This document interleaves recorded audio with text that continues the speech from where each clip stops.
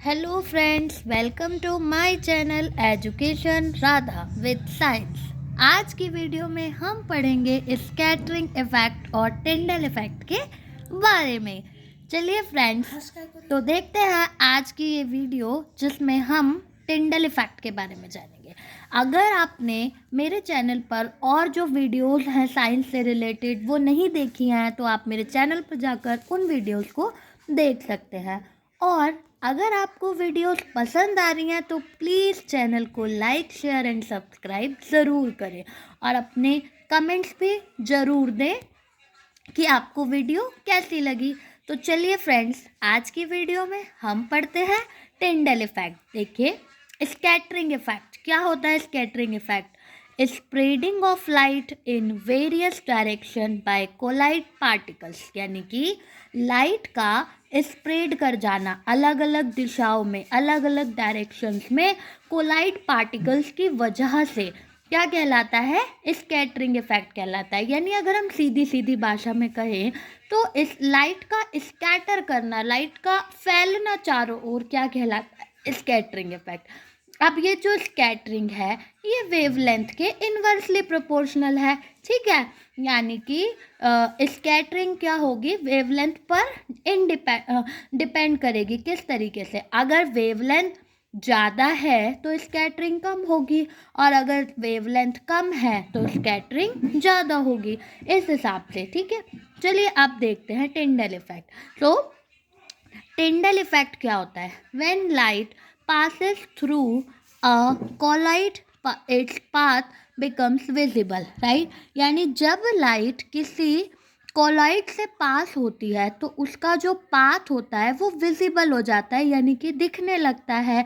And this is called Tyndall effect. यानी हम इसे अगर दूसरी तरीके से समझे तो देखिए, जब कोई लाइट क्या करती है, स्कैटर करती है पार्टिकल्स की वजह से, अपने पाथ में आने वाले पार्टिकल्स की वजह से जब लाइट स्कैटर करती है, फैलती है, तो वो ही कहलाता है टिंडल इफेक्ट। इसके लिए अब हम आपको देते हैं कुछ एग्जांपल्स। तो चलिए देखते हैं कुछ एग्जाम्पल। तो देखिए friends, path of light becomes visible when light enters a dark and dusty room through a slit और वेंटिलेटर, राइट। मतलब कि अब लाइट का जो पाथ है वो हमें कब विजिबल हो सकता है, जब लाइट एंटर करती है एक डार्क रूम में, ठीक है। मान लो एक कमरा है और वहाँ पर पूरा अंधेरा सा है और अगर वहाँ पर कहीं एक छोटे से होल में से लाइट आ रही है तो हम क्या देखते हैं, और कुछ धूल के पार्टिकल्स अगर वहाँ पर हमें दिखाई देते हैं, एकदम से छोटे से पार्ट से लाइट आ रही है और उस पार्ट में हम देखते हैं कि वो पार्टिकल्स एकदम फैल गए हैं लाइट के और वहाँ पर एक रोशनी सी आती हुई हमें नज़र आती है। या फिर अगर हम बात करें कि जब हम जंगल में जंगलों का एरिया अगर हमने देखा है, बहुत सारे पेड़ होते हैं वहाँ पर, तो उन पेड़ों से पूरा का पूरा जो जंगल है वो घिरा रहता है, लेकिन उनके बीच बीच में जो छोटी छोटी जगहें होती हैं वहाँ से जब लाइट पास होती है तो वो लाइट का जो पाथ है पूरी तरीके से विजिबल हो जाता है और वो लाइट एकदम फैलती हुई, स्कैटर करती हुई दिखाई देती है। सो ये हुआ हमारा टिंडल इफेक्ट। अब चलिए देखते हैं कि जो कलरिंग है, स्कैटरिंग का जो कलर है लाइट का, वो कैसे डिपेंड करता है, ठीक है। साइज ऑफ स्कैटरिंग पार्टिकल्स के साइज पर कैसे डिपेंड करता है। देखिए, if particles are very fine they scatter mainly the blue colour of light.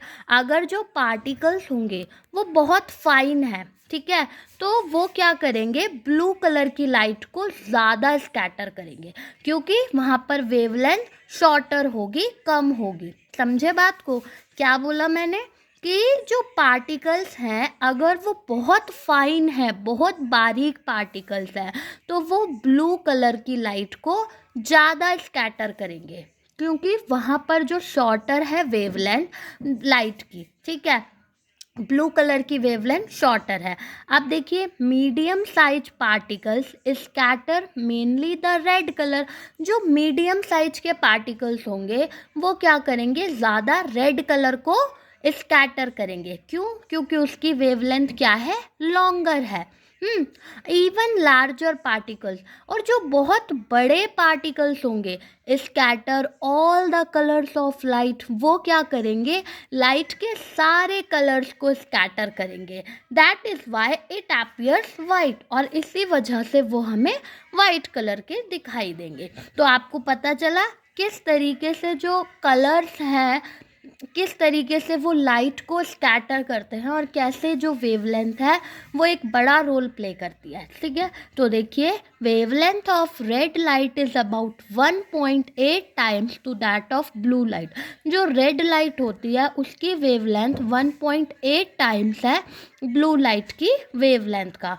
So friends, ये था हमारा टिंडल इफेक्ट। अब यहाँ सामने आपके एक क्वेश्चन है, why danger signs are made of red colour. जो डेंजर साइंस होते हैं वो रेड कलर के क्यों बनाए जाते हैं? तो देखिए, red is the least scattered colour. जो रेड कलर होता है वो लीस्ट स्कैटर्ड कलर है, मतलब कि कम स्कैटर होता है, कम फैलता है। It is least scattered by fog. अगर फॉग या स्मोक होगा तभी भी, उसकी वजह से भी ये बहुत कम स्कैटर होगा।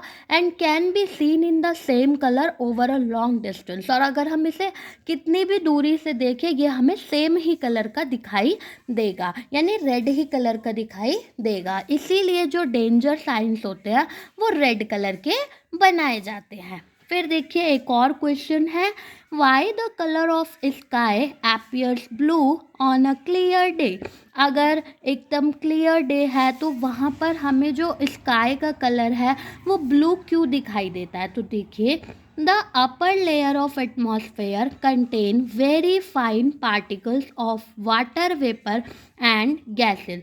जो एटमॉस्फेयर की अपर लेयर है वो क्या कंटेन करती है? बहुत ही फाइन पार्टिकल्स कंटेन करती है वाटर वेपर के और गैसेस के। और ये जो पार्टिकल्स होते हैं, these particles are more effective in scattering of light. ये पार्टिकल्स जो होते हैं ये ज़्यादा इफ़ेक्टिव होते हैं लाइट को स्कैटर करने में ऑफ शॉर्टर वेवलेंथ। छोटी वेवलेंथ की लाइट को स्कैटर करने में ये पार्टिकल्स इफ़ेक्टिव होते हैं, है ना, देन लार्जर वेवलेंथ। ठीक है, लार्जर वेवलेंथ के कंपैरिजन में शॉर्टर वेवलेंथ को ये जो फाइन पार्टिकल्स हैं आसानी से स्कैटर कर देते हैं। इसीलिए जो स्काई है वो हमें ब्लू कलर का दिखाई देता है। तो आशा है फ्रेंड्स आपको ये टिंडल इफेक्ट समझ आया होगा। इसी तरीके के कुछ और भी एग्जाम्पल्स हैं जो हम आपके साथ शेयर करेंगे, पर आज की वीडियो में बस इतना ही। मिलेंगे नेक्स्ट वीडियो में। पर फ्रेंड्स, अगर आपको वीडियो पसंद आ रही हो तो प्लीज़ वीडियो को लाइक, शेयर एंड चैनल को सब्सक्राइब ज़रूर करें, और अपने कमेंट्स भी ज़रूर बताएं हमें। तो आज के लिए बस इतना ही। मिलेंगे नेक्स्ट वीडियो में। Thank you.